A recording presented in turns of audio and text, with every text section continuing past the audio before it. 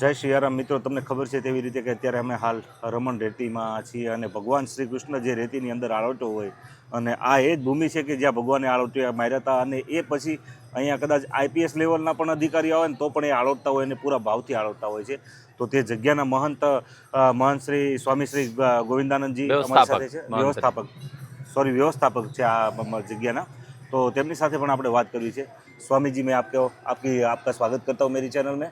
और हमारा काम यह है स्वामी जी कि हम सनातन के जो यात्रा स्थान, जो अपने हिंदू संस्थान है सब, उसका हम विवरण हमारे दर्शक मित्रों तक लाते हैं, बराबर.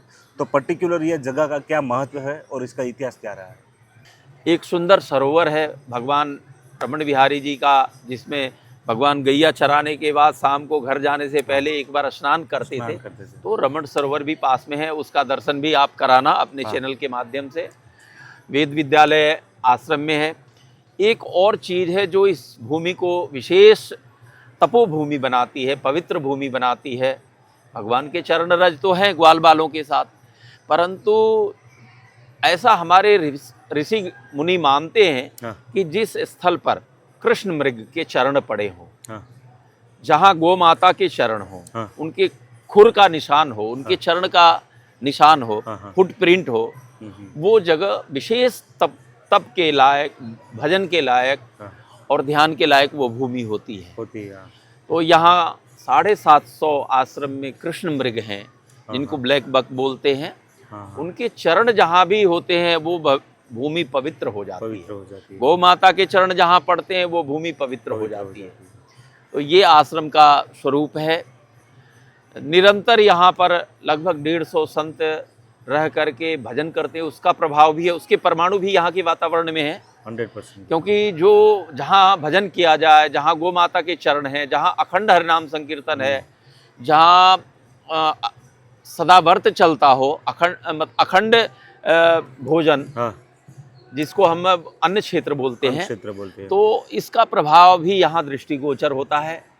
हम लोग या आने वाले जो लोग हैं यहाँ पर, उनको बड़ा आनंद का अनुभव होता है. तो आपके चैनल को आश्रम की ओर से, आश्रम ट्रस्ट की ओर से, पूज्य महाराज श्री की ओर से मैं बहुत बहुत शुभकामनाएं देता हूँ.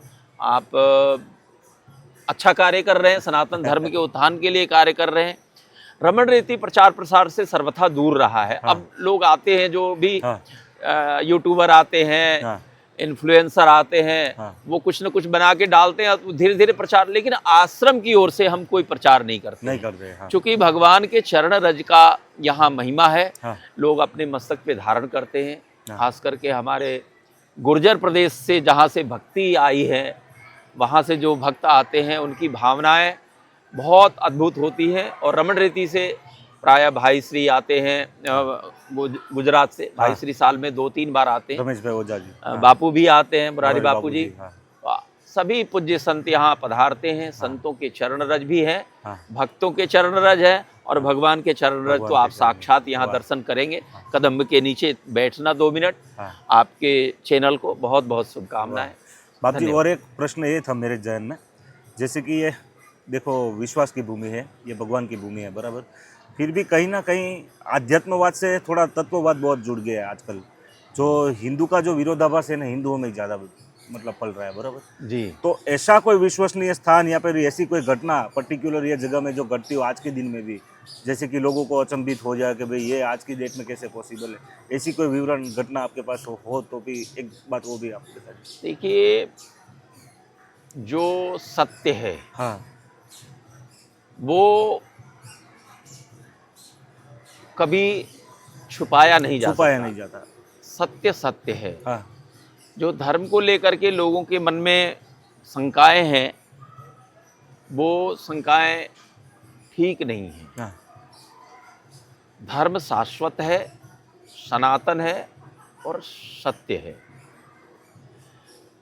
हमारे यहाँ बहुत ऐसी चीज़ें हैं सनातन धर्म में जो कि वैज्ञानिक हैं, और वो प्रमाणित भी है. जैसे सूर्य की दूरी हमारे ऋषियों ने हजारों वर्ष पूर्व बता दिया था कि पृथ्वी से सूर्य की दूरी इतनी है, चंद्रमा की दूरी इतनी है, नवग्रह की जिसको आप कहते हैं कि राइट ब्रदर्स ने एरोप्लेन का आविष्कार किया 100 साल पहले। हाँ, हमारे यहाँ पुष्पक विमान पहले पहले से से ही था। सनातन में तो पहले से वातानुकूलित पुष्पक विमान था, जिसको हाँ। आप एसी बोलते हैं, ऐसी बोलते एयर हैं। कंडीशनर। हाँ, तो वातानुकूलित हाँ, पुष्पक विमान या अनेक प्रकार के विमान हमारे यहाँ थे, थे। और रामायण काल में थे। उसकी कल्पना भी हम तब नहीं कर सकते, और जो चीज़ नहीं हो उसकी कल्पना भी कैसे की जा सकती है। कैसे भी की सकते। आज से हाँ।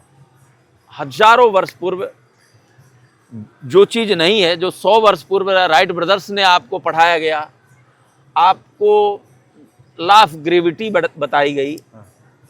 कि आइजैक न्यूटन बगीचे में बैठा था, एक सेब नीचे गिरा तो गुरुत्वाकर्षण का तो नियम गुरुत्वाकर्षण उसको के सिद्धांत का प्रतिपादन किया। हमारे यहाँ गुरुत्व, हाँ, हमारे ऋषि जो हैं, हाँ। गौतम कणाद, हाँ, इन्होंने कहा गुरुत्व हाँ, 24 गुणों में है। 7 पदार्थ हैं, 9 द्रव्य हैं, 24 गुण हैं। गुण का नाम मैं बता देता हूं, उसमें गुरुत्व आएगा। आएगा। रूप, रस, गंध, स्पर्श, संख्या, परिमाण, पृथकत्व, संयोग, विभाग, परत्व, अपरत्व, गुरुत्व, द्रवत्व, स्नेह, बुद्धि, सुख, दुख, इच्छा, द्वेष, प्रयत्न, धर्माधर्म, संस्कारा, 24 गुणा। 24 गुण है। हमारे ऋषियों ने गुरुत्वाकर्षण पे हजारों वर्ष पूर्व ही कार्य कर चुके हैं। आद्य पतना कारण समवायी कारणत्वम गुरुत्वम। आइजैक न्यूटन उस तथ्य तक कभी पहुंच ही नहीं सकते हैं, जो हमारे ऋषि साइंटिस्ट जिस तथ्य तक पहुंचे हैं। आपने इसकी चर्चा करी, बहुत प्रमाण हैं जो हमारी सनातन संस्कृति को शिखर पे ले जाते हैं, जो विश्व गुरु की ओर ले जाते हैं, जो आजकल जिस पे बहुत काम हो रहा है। नासा भी काम कर रहा है। हमारे विमान शास्त्र जो भारद्वाज ऋषि के द्वारा लिखा हुआ है। हाँ। भारद्वाज ऋषि प्रयागराज में रहते थे। हाँ। जिसको कि इलाहाबाद हम कहते थे। हाँ। प्रयागराज में भारद्वाज ऋषि बसही प्रयागा, उन्होंने एक विमान शास्त्र लिखा है, उस पर नासा कार्य कर रहा है। हाँ। उसका शोध कर रहा है। हाँ। विमान शास्त्र में विमान बनाने की प्रक्रिया है, पूरी लिखी हुई है। हाँ। लिखी हुई है। तो विमान आपको बताया गया, आपको सारा इतिहास गलत पढ़ाया जाता है कि राइट ब्रदर्स ने एरोप्लेन का आविष्कार है। एरोप्लेन तो पहले से हमारे भारत में चल रहा था, 5,500 साल पहले से हमारे यहाँ तो उल्लेख है उसका। तो इस तरह से शल्य चिकित्सा है या विज्ञान का जो भी कार्य है, हमारे ऋषि साइंटिस्टों ने बहुत पहले ही किया है। हम उस पर कार्य नहीं करना चाहते। हम पाश्चात्य अंधानुकरण, पाश्चात्य देशों का अंधानुकरण, पाश्चात्य ज्ञान विज्ञान का अंधानुकरण कर रहे हैं।